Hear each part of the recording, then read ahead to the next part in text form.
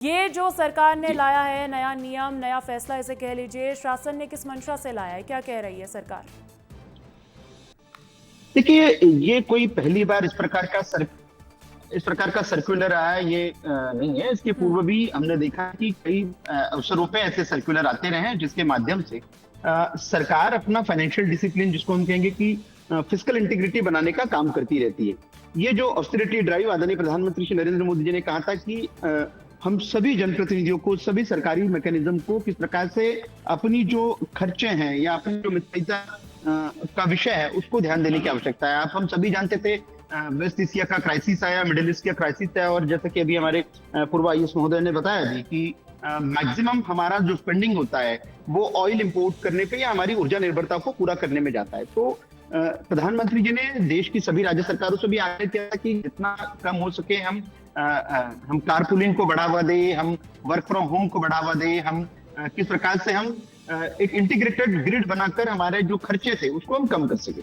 लेकिन मध्य प्रदेश सरकार ने जिस तत्परता के साथ में आदरणीय प्रधानमंत्री जी के आह्वान पर यह निर्णय लिया, हमारे मुख्यमंत्री जी ने स्वयं उदाहरण प्रस्तुत करते हुए, वो खुद भोपाल में जब भी प्रवास पर होते तो ईवी व्हीकल से वो प्रवास करते हैं, तो कहीं ना कहीं एक सरकार ने ऊपरी स्तर से जो निर्देश दिया था, मतलब प्रधानमंत्री, देश के प्रधानमंत्री पहले इस तरीके का आह्वान कर चुके हैं और मध्य प्रदेश सरकार ने इसी और एक कदम उठाया। संतोष गौतम जी, फिर जब कदम उठाया जा रहा है फिजूल खर्ची की कटौती में, तो कांग्रेस को इससे भी आपत्ति है? नहीं, देखिए, कांग्रेस को इससे आपत्ति नहीं है। अगर मितव्ययिता के कदम कोई भी उठा तो मैं समझता हूँ प्रशंसनीय बात होती, लेकिन मितव्ययिता की ये बात भारतीय जनता पार्टी के शासन को अपने शासन के 22 वर्षों बाद याद आई। मुख्य बात ये है, जबकि भारतीय जनता पार्टी के मंत्री बड़े बड़े काफिलों में घूमते हैं, यहाँ तक कि उनके जो नगर अध्यक्ष हैं वो भी बड़े बड़े काफिलों के साथ घूमते हैं। मंत्रियों की बात करें, मुख्यमंत्री की बात करें, विधायकों की बात करें, मुख्यमंत्री ने तो अपने काफिले में कटौती कर दी थी ना? नहीं, मुख्यमंत्री ने तो ये कदम पहले उठा चुका है, मुख्यमंत्री ने तो अपने काफिले में कटौती कर दी। संतोष जी, सुन तो लीजिए, सुन तो लीजिए, उसको भी कोई बहुत अधिक दिन नहीं हुए हैं, लेकिन ये इस बात की ओर इंगित करता है कि आज तक भारतीय जनता पार्टी की पूरी सरकार और मंत्री और नेता इस प्रकार की मितव्ययिता की बातें इसलिए नहीं करते थे क्योंकि वो संस्कृति के आदी हो चुके थे। लेकिन अब जबकि खजाना पूरा खाली हो चुका है, प्रदेश पर 4 लाख करोड़ रुपए का कर्जा लग चुका है और प्रत्येक नागरिक 60,000 रुपए का कर्जदार है मध्य प्रदेश का, तो इनको ये चीजें याद आ रही हैं। अगर इसके पहले ये याद करते तो इतना कर्जा मध्य प्रदेश पर न लगा होता। अगर ये राजस्व बढ़ाने के नए साधन डेवलप करते, आरोप लगा रही है कि कर्जा बढ़ गया, इसलिए सरकार इस तरीके का कदम उठा रही है। ये कदम क्या कर्जा बढ़ने की वजह से? देखिए जी, मैं दोनों चीजों का काउंटर करूंगा।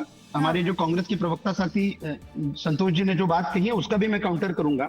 पहली बात तो मध्य प्रदेश का जो कर्ज मिलता है, वो हमारा जो एफआरबीएम एक्ट ने जो गाइडलाइन निर्धारित की है मध्य प्रदेश के जीएसडीपी के अनुपात में, मध्य प्रदेश सरकार की जो कैपेबिलिटीज है, और कभी हम लोन डिफॉल्टर नहीं हुए इसलिए हमें कर्ज मिलता है। अब कर्ज का उपयोग क्या होता है, तो हमारा मैक्सिमम जो कर्ज का उपयोग होता है वो कैपिटल एक्सपेंडिचर पे होता है, हमारा वेलफेयर स्कीम पे होता है, और ये जो कर्ज होता है वो इन्वेस्टमेंट के पार्ट में होता है, जिस इकोनॉमी का बूस्ट ही होता है जीएसडीपी में। अब इन्होंने कहा था कि मध्य प्रदेश सरकार की स्थिति की बात कर रहे थे। मैं उदाहरण के तौर पे, आप कांग्रेस भाजपा छोड़ दीजिए, किसी और एक राज्य से कंपैरिजन करना है तो हिमाचल से कंपैरिजन कर लेते। इतिहास में पहली बार हुआ है कि हिमाचल सरकार ने मुख्यमंत्री, मंत्रियों, मुख्य सचिव, पुलिस महानिदेशक और वर्ग ए और वर्ग बी, जिसको हम क्लास 1 और क्लास 2 के जितने भी अधिकारी थे, उनके वेतन में 3% से लेकर 50% तक की कटौती की है, अविलंब डिफरमेंट किया है। दूसरा, हिमाचल का जीएसडीपी के अनुपात का कर्जा यदि आप उठाकर देख लेंगे तो देश के जो वर्स्ट राज्य, जिसको हम कहेंगे कि नीचे से जिनका फाइनेंशियल इंटीग्रिटी को मापना होता है, उसमें हिमाचल आता है। तो कहीं ना कहीं कांग्रेस को अपने शासित राज्यों की भी पहले खस्ताहाल जो है उनकी इकोनॉमी का भी अध्ययन करके। संतोष जी, हिमाचल का उदाहरण दे रहे हैं अजय जी, आपका क्या जवाब है इस पर? संतोष जी बोल रहे हैं मध्य प्रदेश से जरा बाहर आके देख लीजिए। देखिए, क्या है कि अजय धवले जी भी मध्य प्रदेश बीजेपी के प्रवक्ता है और मैं मध्य प्रदेश कांग्रेस का प्रवक्ता हूँ। इनको हिमाचल इसलिए जाना पड़ रहा है क्योंकि मध्य प्रदेश की स्थिति को डिफेंड नहीं कर पा रहे हैं। लेकिन बात तो शासन की हो रही है ना संतोष जी, बात तो शासन की हो रही है। आपका शासन किस राज्य में, उस राज्य से कंपैरिजन करके देखा जा रहा है? अरे मैंने अपनी पूरी बात नहीं की, क्या मुझे अपनी बात पूरी करने का अधिकार है? नहीं, बात पूरी कीजिए, बात पूरी कीजिए। माइक्रो इकोनॉमिक्स कोई मध्य प्रदेश के लिए अलग नहीं, मुझे अपनी बात पूरी नहीं करने दी जा रही है। प्रिंसिपल नहीं रहेंगे। अजय धवले जी बोल चुके अपनी बात। अरे भाई आपको वक्त दिया जा रहा है। संतोष गौतम जी आप अपनी बात कहिए ना। व्यवस्था की चर्चा होगी।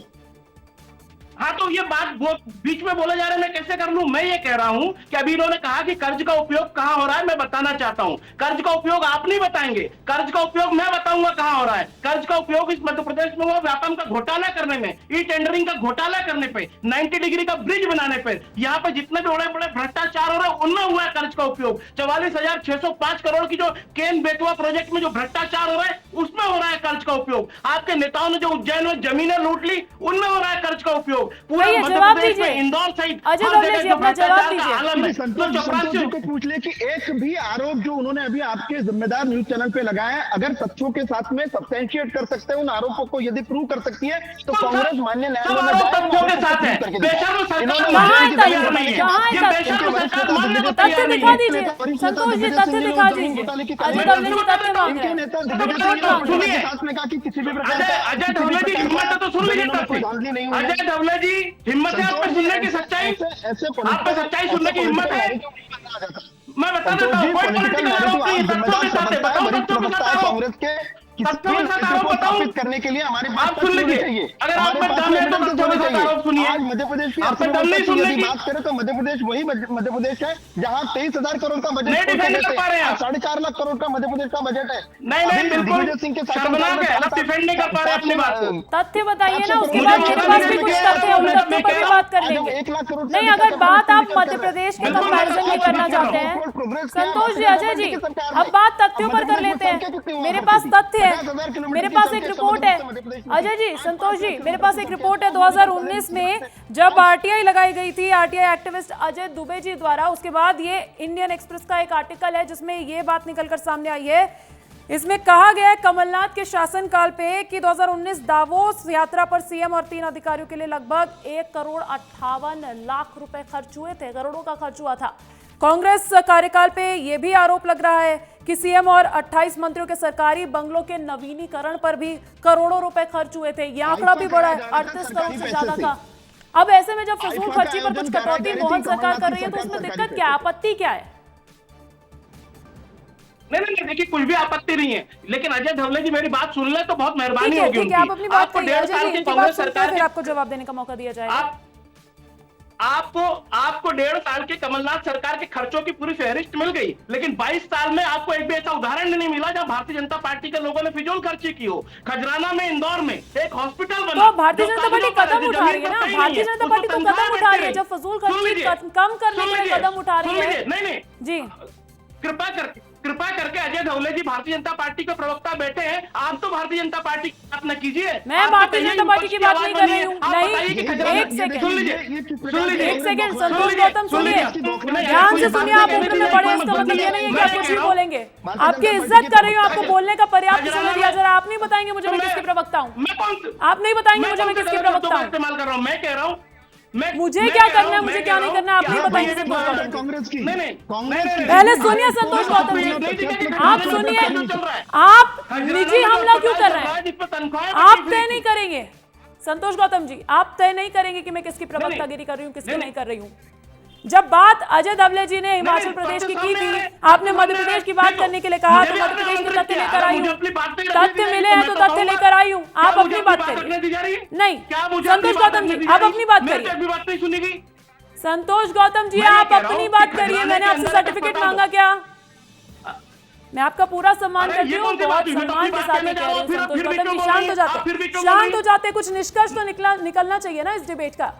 आप अपनी बात कहिए। मैं बोल रहा हूँ, मेरी बात कहने दीजिए, मैं ये कह रहा हूँ कि खजराने में एक अस्पताल बना, वो अस्पताल जमीन पर कहीं नहीं था, वो कागजों में था। वहाँ तनख्वाहें बढ़ती रही डॉक्टरों की, वहां पर कोई चिकित्सक नहीं था, वहाँ ट्रांसफर भी होते रहे। भारतीय जनता पार्टी इससे ज्यादा क्या फिजूल खर्ची और क्या भ्रष्टाचार कर सकती है? ये मेरे सामने आंकड़े, यदि आपको आंकड़े चाहिए ये आंकड़ा लीजिए। और इस प्रकार से पूरे मध्य प्रदेश में यही सब चल रहा है। क्या ये अजय दवले जी थोड़ा रुकिए। संतोष गौतम जी को अपनी बात पूरी करने दीजिए। संतोष गौतम जी को अपनी बात पूरी करने दीजिए। संतोष जी आप अपनी बात पूरी कीजिए। और ऐसे ही ऐसे ही तमाम मध्य प्रदेश के एमवाई अस्पताल में देख लीजिए भ्रष्टाचार का आलम क्या है। लगातार रोज आरोप लग रहे हैं कि यहाँ का जो डीन है लखन घनघोरिया जी, अरविंद घनघोरिया जी, वो लगातार यहाँ पर भ्रष्टाचार मचाए हुए हैं। यहाँ पर जिस प्रकार से कफ सिरप पी के बच्चों की मौत हुई है छिंदवाड़ा में, वहां पर मिली भगत से आरोप हुए। व्यापम के अंदर 55 से अधिक मौतें हुई। ये चीजें क्या दिख नहीं रही कितना बड़े पैमाने पर भ्रष्टाचार हो रहा है। ऊपर से आज फिजूल खर्ची और मितव्ययिता की बातें हो रही हैं। अरे मितव्ययिता तो तब होती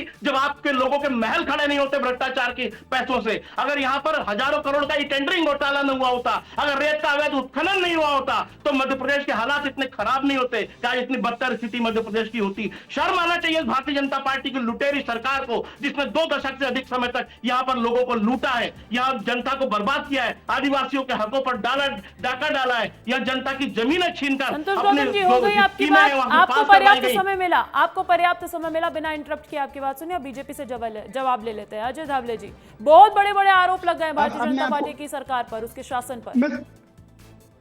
मैं सारे आरोपों के उत्तर देना चाहता हूँ। इनको आप पूछ लीजिए कि इनकी हिमाचल की सरकार है। अब उदाहरण के तौर पे मैं बताऊं, जिस सरकार की आर्थिक स्थिति को आप इससे समझ सकते हैं कि वहां पे पेट्रोल के ऊपर वो आगे आपके सारे आरोपों का जवाब देंगे। आपको कर लगाया गया, जिनकी आपको सरकार पूरे धैर्य के साथ हमने सुना है। इनको भी सुनते हैं संतोष जी। आप थोड़ा शांत रहिए। जी अजय जी, बात पूरी कीजिए। जिस सरकार की आर्थिक स्थिति रही है, विधवा और अनाथ उपकर लगाया गया हिमाचल की सरकार ने पेट्रोल और डीजल के ऊपर। अब जिस सरकार के पास पैसे जमा करने के लिए इस प्रकार के मैकेनिज्म है, वो भारतीय जनता पार्टी की सरकार से, उसकी अर्थव्यवस्था से, ये राहुल गांधी के चट्टे बट्टे हैं। राहुल गांधी जी ने कहा था भारत की इकोनॉमी कोलैप्स हो जाएगी। आज भारत की इकोनॉमी बूम कर रही है। आज जितनी भी डेवलपिंग इकोनॉमीज है, अकेला भारत ऐसा है जो ग्लोबल क्राइसिस के बाद में, जो वेस्ट एशिया के क्राइसिस के बाद, जो मिडिल ईस्ट के क्राइसिस के बाद में, ना हमारे कल ही आदरणीय प्रधानमंत्री जी ने कहा था कि डीजल की मारामारी थी पूरे विश्व में, पेट्रोल की मारामारी थी, हमारी ट्रेनें एक भी दिन नहीं रुकी। आप याद कर लीजिए यूपीए का शासनकाल, डीजल नहीं होने की वजह से हमारी ट्रेनें रुक गई थी। इलेक्ट्रिसिटी का संकट आपको 2008 का हमको सबको याद है। मनमोहन सिंह अर्थशास्त्री थे, उनके शासनकाल में किस प्रकार से देश ने पूरे समय का हमने देखा था, ब्लैकआउट हो गया था, इंडस्ट्रीज ठप पड़ गई थी। आज हमसे अर्थव्यवस्था की बात कर रही है वो कांग्रेस, जिसने देश को अर्थव्यवस्था के पैमाने पे गर्स में पहुंचाने का काम किया था। हम फैबुलस 5 में लेके आ गए थे, इनके कालखंड में फ्रेजाइल 5 में होती थी। तो आज अर्थव्यवस्था की बात कांग्रेस के मुंह से ना निकले। दूसरी बात, ये ऑस्टेरिटी का ड्राइव, ये कोई सरकार के लिए नया कदम नहीं है। इसके पूर्व भी हमारी सरकार ने ऐसे अनेक उदाहरण प्रस्तुत किए। मैंने तो कहा था कि शुरुआत मुख्यमंत्री जी ने स्वयं की थी। वो भोपाल के सारे प्रवासों में जिस प्रकार से उन्होंने अपना कारकेड कम किया है, वो ईवी के व्हीकल में घूमते हैं। तो कहीं ना कहीं आपको कांग्रेस को ऐसे देश को आगे ले जाने वाले मैकेनिज्म का सम्मान करने की आवश्यकता है। राजनीति करने के लिए मैं हिमाचल के 10 उदाहरण और गिना दूंगा आपको मेरे साथ में काउंटर करने के लिए बैठना पड़ेगा।